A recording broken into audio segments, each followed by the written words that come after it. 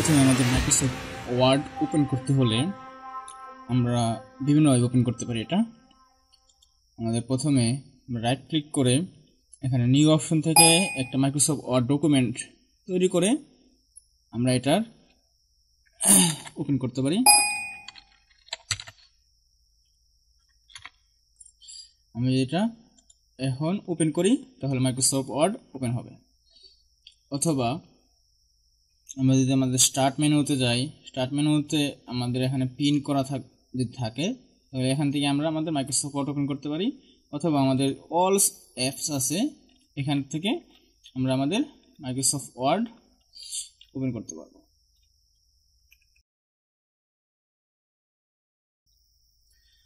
তো Microsoft open করার পরে ডিফল্টভাবে আমাদের এই হোম বাটনে নিয়ে আসবে।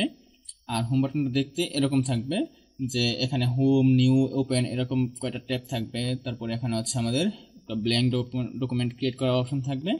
আর এইখানে আমাদের হচ্ছে আমাদের এই রিসেন্ট যেই ওয়ার্কগুলো আমরা করেছি সেইগুলো এখানে থাকবে।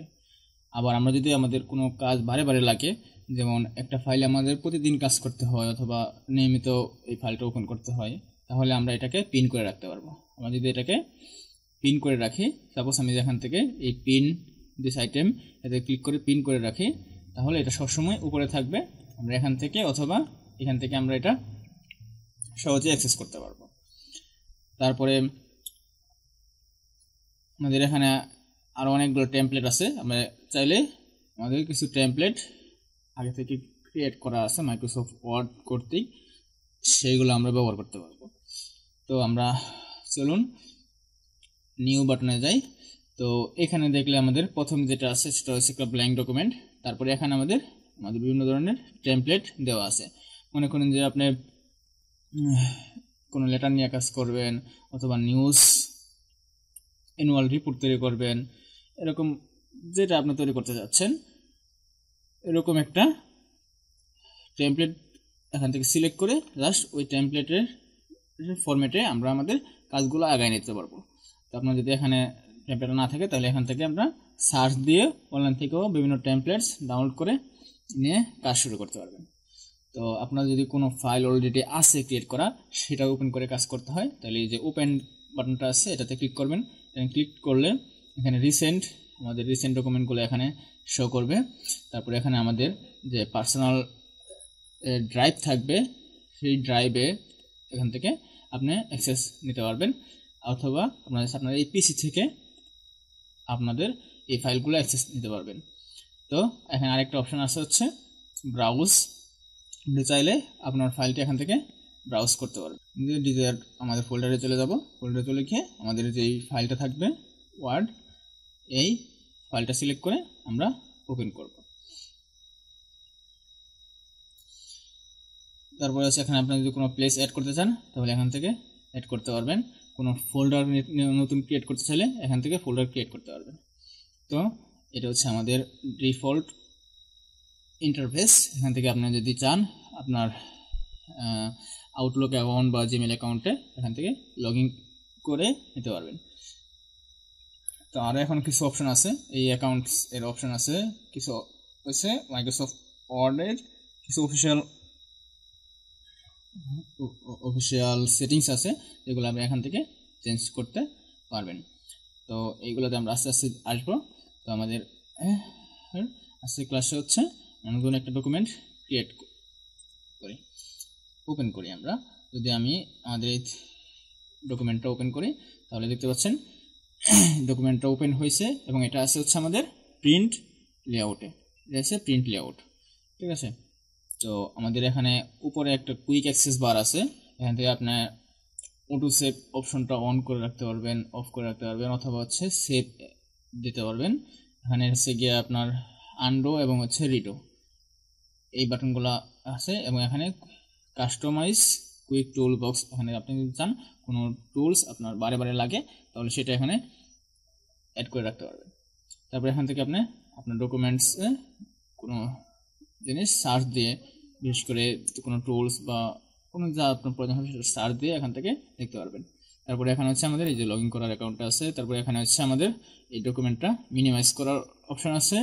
আর এটা আছে হচ্ছে আমাদের আমাদের উইন্ডোজ আমাদের এই 11 এর একটা সুবিধা যে আমরা এটাকে চাইলে কয়েকটা ভাগে ভাগ করে দেখতে পারবো, যে কি আমাদের এই ভাগে থাকবে হচ্ছে দুটো ভাগে ভাগ করলে এই ভাগে ধরেন থাকলো আমাদের এই মাইক্রোসফট ওয়ার্ড, এই ভাগে থাকলে হচ্ছে অন্য একটা ওয়ার্ড ডকুমেন্ট অথবা অন্য কোনো পিডিএফ ফাইল যেটা থাকলেও আমরা আমাদের এখান থেকে কাস্টমাইজ করতে পারবো।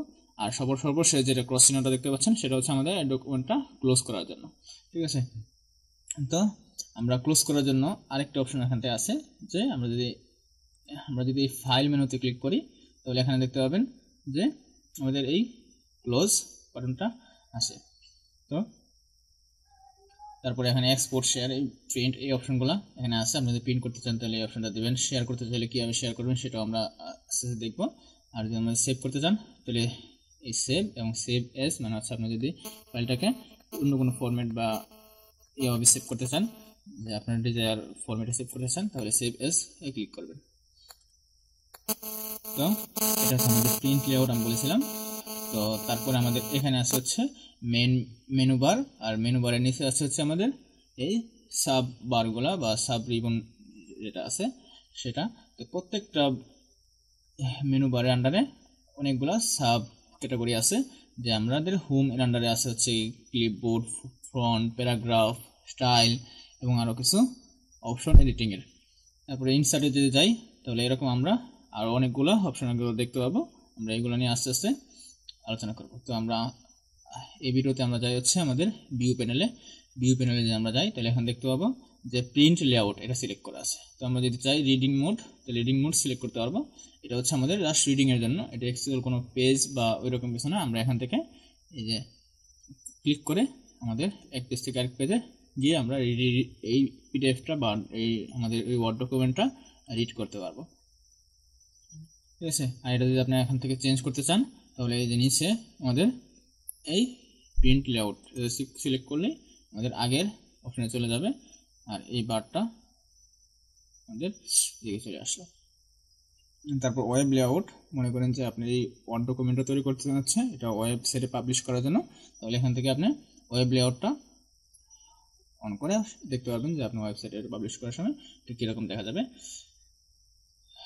তারপরে আপনি এখান থেকে জুম বাটন আছে, এখানে দেখেন যে আমাদের 90% জুম আছে, আপনি এখান থেকে জুম কম বেশি করতে পারবেন। আমি যদি জুম এখন কম বেশি করে দেখতে পাচ্ছেন এরকম।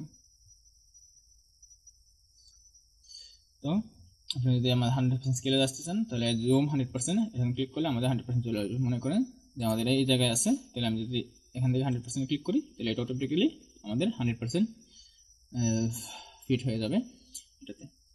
তারপর আমি যদি মাল্টিপল পেজ ভিউ দেখতে চাই তাহলে মাল্টিপল পেজ ভিউ এখান থেকে দেখতে পাবো। আমরা যদি এখান থেকে এটা একটু ছোটো করে দিই তাহলে দেখেন এক পেজে কতগুলো চলে আসছে। ঠিক আছে, তো আমরা আমাদের পেজগুলো কীরকম দেখা যাচ্ছে সেটা দেখার জন্য মূলত এটা ব্যবহার করতে পারি, কিন্তু এটা আসলে কাজ করা বা আমাদের এটা পড়ার জন্য এটা উপযুক্ত না। তো আমরা যদি এখানে 100% জমে ফেরত যাই তাহলে 100% জমে ফেরত যেতে পারি। আমার ডিসপ্লেটা একটু বড় হওয়ার কারণে আমি এখানে দুটো পেজ দেখতে পাচ্ছি একসাথে, কিন্তু আপনার ডিসপ্লেটা যদি ছোটো হয় তাহলে কিন্তু আপনি দুই পেজ জায়গায় এক পেজ দেখতে পারেন। তো মাল্টিপল পেজ থেকে আমি যদি ওয়ান পেজ চলে যেতে পারি। তারপরে পেজ ওয়েজ যদি আমি দেই তাহলে এটা হচ্ছে আমাদের এই ডিসপ্লে পুরোটা এক শুরু থেকে শেষ পর্যন্ত একটা ওয়েজ আকারে দেখা যাবে ম্যাক্সিমাম ওয়েটে। ঠিক আছে, তো আমি ওয়ান পেজে চলে গেলাম আবার 100% জুমে। তো এটা হচ্ছে আমাদের পেজ লেআউট এবং হচ্ছে একটা ফাইল কীভাবে আমরা ক্রিয়েট করতে পারি সেটা দেখলাম। আমরা যদি নতুন একটা ফাইল ক্রিয়েট করতে চান তাহলে এখানে ফাইল অপশনে গিয়ে নিউতে ক্লিক করবেন, অথবা হচ্ছে ব্ল্যাঙ্ক ডকুমেন্ট ওপেন করবেন, অথবা আমাদের এখান থেকে টেমপ্লেট ব্রাউজ করবেন। ঠিক আছে, আপনার যে টেমপ্লেট পছন্দ হবে সেটা ব্রাউজ করে সিলেক্ট করবেন। আমি একটা ব্ল্যাঙ্ক ডকুমেন্ট সিলেক্ট করলাম, তো এটা এরকম দেখাবে। সেম প্রসিডিওরে আপনি এই কাজটা করতে পারবেন।